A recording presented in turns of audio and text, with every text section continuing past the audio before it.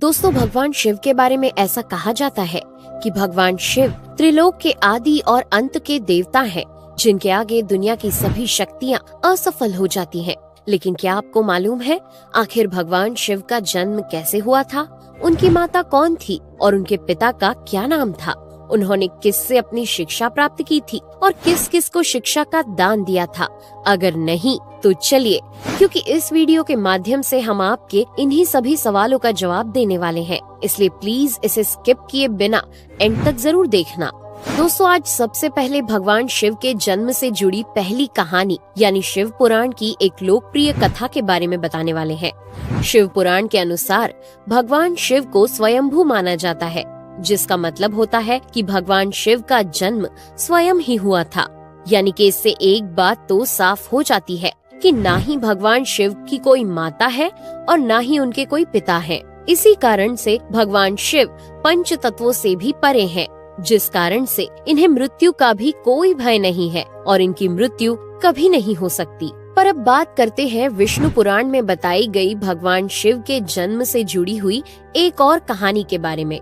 विष्णु पुराण में बताया गया है कि भगवान विष्णु के माथे से निकलने वाले तेज के कारण भगवान शिव की उत्पत्ति हुई थी और उनके नाभि से निकलते हुए तेज से कमल पर विराजमान ब्रह्मा जी का जन्म हुआ था। मगर दूसरी ओर भगवान विष्णु के जन्म के बारे में शिव पुराण में बताया गया है कि एक बार की बात है जब भगवान शिव अपने घुटने मल रहे थे और उनके घुटनों से निकलने वाले मैल से भगवान श्री विष्णु जी का जन्म हुआ था। पर अगर ऐसा हुआ है तो विष्णु पुराण और शिव पुराण एक दूसरे से बिल्कुल अलग हैं। इस कथा के अलावा भगवान शिव के जन्म की एक और पौराणिक कथा काफी ज्यादा पॉपुलर है, जिसे शायद आपने बड़े बुजुर्गों से सुना होगा। पर अगर नहीं सुना तो आपकी जानकारी के लिए बता दें कि एक बार की बात है जब भगवान विष्णु और परम ब्रह्मा जी के बीच इस बात पर बहस छिड़ गई थी कि आखिर इस संसार में सबसे महान कौन है। और जब भगवान विष्णु और भगवान ब्रह्मा इस बात को लेकर बहस कर रहे थे तो एक जलते हुए खम्बे के रूप में महादेव उनके बीच आए थे।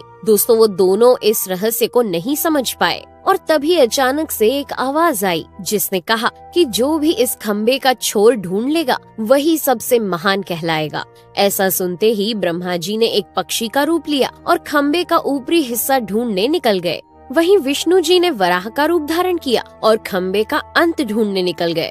बहुत देर तक खोजने के बाद भी दोनों में से किसी को भी खम्बे का छोर नहीं मिला और दोनों हार मानकर वापस आ गए। जिसके बाद भगवान शिव अपने असली रूप में आए और फिर भगवान विष्णु और ब्रह्मा जी ने ये मान लिया कि महादेव ही सबसे महान और शक्तिशाली हैं। इनसे बड़ी शक्ति इस दुनिया में कोई नहीं है। इसके साथ ही शिव पुराण में बताया गया खम्बा इस बात को दर्शाता है कि ना ही भगवान शिव जन्मे थे और ना ही उनका कोई अंत है। और एक कारण तो यही है कि भगवान शिव को स्वयंभू कहा जाता है, यानी भगवान शिव का अंत है ही नहीं, वे अमर हैं। अब हम बात करते हैं भगवान शिव से जुड़े एक ऐसे विषय के बारे में जो सबसे ज्यादा प्रसिद्ध है कि क्या भगवान ब्रह्मा भगवान शिव के पिता हैं? जी हाँ, इनकी ये कहानी लोगों के बीच काफी प्रसिद्ध है। तो आपको बता दें कि आखिर किस प्रकार भगवान शिव ने ब्रह्मा पुत्र के रूप में जन्म लिया था। इसके पीछे विष्णु पुराण की एक पौराणिक कथा है, जिसके अनुसार जब धरती, आकाश, पाताल या कहें पूरा यूनिवर्स जलमग्न यानी पानी में डूबा हुआ था, तब भगवान विष्णु के अलावा कोई भी देव या प्राणी इस संसार में नहीं था। तब केवल विष्णु ही जल सतह पर अपने शेष नाग पर लेटे हुए नजर आ रहे थे। जिसके बाद उनकी नाभि से कमल की डंडी पर ब्रह्मा जी प्रकट हुए और जब भगवान ब्रह्मा और भगवान विष्णु इस यूनिवर्स से संबंधित बातें कर रहे थे तब भगवान शिव प्रकट हुए, जिसके बाद ब्रह्मा ने उन्हें पहचानने से इनकार कर दिया। इस कारण से भगवान शिव रूठ गए और उनके रूठ जाने के कारण भगवान विष्णु ने उन्हें दिव्य दृष्टि प्रदान कर ब्रह्मा जी को भगवान शिव की याद दिलाई। जिसके बाद भगवान ब्रह्मा को अपनी गलती का एहसास हुआ और शिव से क्षमा मांगते हुए उन्होंने उनसे अपने पुत्र रूप में पैदा होने का आशीर्वाद मांगा। जिस कारण से भगवान शिव ने भगवान ब्रह्मा की प्रार्थना को स्वीकार करते हुए उन्हें ये आशीर्वाद दे दिया। लेकिन इसके बाद जब भगवान ब्रह्मा ने इस सृष्टि की रचना शुरू की तो उन्हें एक बच्चे की जरूरत पड़ी और तब उन्हें भगवान शिव का आशीर्वाद ध्यान आया। जिसके लिए भगवान ब्रह्मा ने तपस्या की और बालक के रूप में भगवान शिव उनकी गोद में रोते हुए प्रकट हुए। आपको बता दें कि ये भगवान शिव का एकमात्र बाल रूप है। जब भगवान ब्रह्मा ने उनके रोने का कारण पूछा तो उन्होंने बताया कि उनका कोई नाम नहीं है। तब भगवान ब्रह्मा ने भगवान शिव का नाम रुद्र रख दिया, जिसका मतलब होता है रोने वाला। पर इसके बावजूद भी भगवान शिव चुप नहीं हुए, इसलिए ब्रह्मा ने उन्हें दूसरा नाम दिया। पर शिव को वो नाम भी पसंद नहीं आया और फिर भी वे चुप नहीं हुए। इस तरह शिव को चुप कराने के लिए भगवान ब्रह्मा ने भगवान शिव को 108 नाम दिए थे, जो रुद्र, शर्व, भाव, उग्र, भीम, पशुपति, ईशान और महादेव जैसे नाम थे। और शिव पुराण के अनुसार उनके ये नाम पृथ्वी पर लिखे गए थे।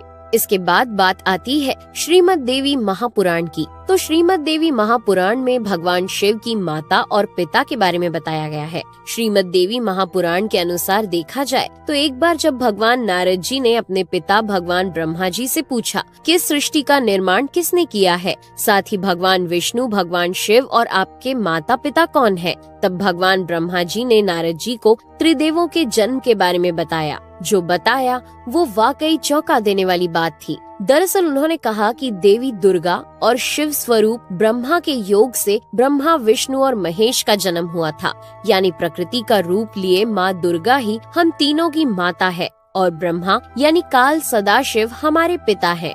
इसके साथ ही श्रीमद् देवी महापुराण में भी भगवान विष्णु और भगवान ब्रह्मा के बीच हुए झगड़े की एक कहानी मिलती है, जिसके अनुसार एक बार श्री ब्रह्मा जी और विष्णु जी में झगड़ा हुआ और दोनों में बहस छिड़ी हुई थी। तब भगवान ब्रह्मा ने कहा कि सृष्टि को मैंने बनाया है और मैं ही प्रजापिता हूँ, जिसके जवाब में भगवान विष्णु जी ने कहा कि मैं आपका पिता हूँ, क्योंकि आप मेरी नाभि से निकले हुए कमल से पैदा हुए हैं। और धीरे धीरे कर ये बहस बढ़ती गई। दोस्तों, इसके बाद इन दोनों का झगड़ा सुनकर सदाशिव वहाँ पहुँचे और उन्होंने कहा कि पुत्रों, मैंने ही तुमको इस संसार को बनाने और इसे संभालने के केवल 2 काम दिए हैं। इसी प्रकार मैंने शंकर और रुद्र को संहार और तिरोगति के कार्य दिए हैं। इसके साथ ही उन्होंने कहा कि मेरे 5 मुख हैं। एक मुख से अकार, दूसरे मुख से उकार, तीसरे मुख से मुकार, चौथे मुख से बिंदु और 5वें मुख से नाद यानी कि शब्द प्रकट हुए हैं।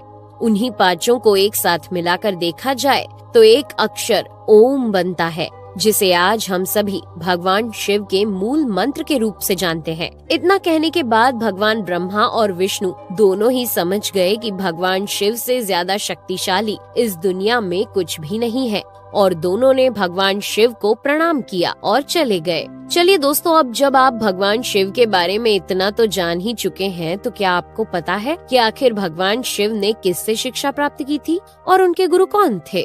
हम जानते हैं शायद ही इसका जवाब आप में से किसी को पता होगा, पर जिन्हें नहीं पता उन्हें बता दें कि भगवान शिव स्वयं इस संसार के गुरु माने जाते हैं, जिन्होंने इस संसार में गुरु शिष्य की परंपरा की शुरुआत की थी। लेकिन अगर सवाल आता है कि आखिर भगवान शिव किसके गुरु थे, तो आपको जरूर जान लेना चाहिए कि हिंदू धर्म के ग्रंथ कहते हैं कि ब्रह्मा जी और शिव जी इस संसार के सबसे पहले गुरु हैं, जिन्होंने गुरु शिष्य के इस रिश्ते की शुरुआत की थी। जहां भगवान ब्रह्मा ने अपने मानस पुत्रों को शिक्षा प्रदान की थी, वहीं भगवान शिव ने अपना ज्ञान केवल अपने 60 शिष्यों को दिया था। यानी भगवान शिव 60 शिष्यों के गुरु थे और वे जिन शिष्यों के गुरु थे उन्हें आज के समय में सप्त ऋषियों का दर्जा दिया गया है। तो दोस्तों, ये थे भगवान शिव के जन्म से जुड़े हुए कुछ फैक्ट्स, जो आपको कैसे लगे हमें कमेंट करके जरूर बताइए। साथ ही अगर आपको वीडियो पसंद आया हो तो इसे लाइक और चैनल को सब्सक्राइब करना बिल्कुल ना भूलें।